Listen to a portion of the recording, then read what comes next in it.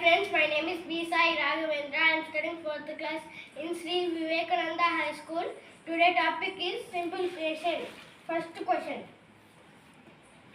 Bracket 5 divided by 1 by 5. Bracket 1 by 25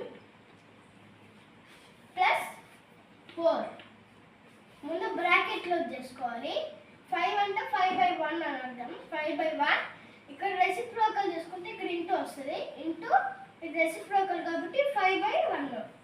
5/1 5 5 25 కాబట్టి 25. ఇక్కడ 1 1 1 కాబట్టి 1/1. ఇక్కడ ఏముంది, ఇక్కడ ఇట్లుంది 1/25 ఇంటూ 1/25. 25 కి 25 క్యాన్సల్. 1 1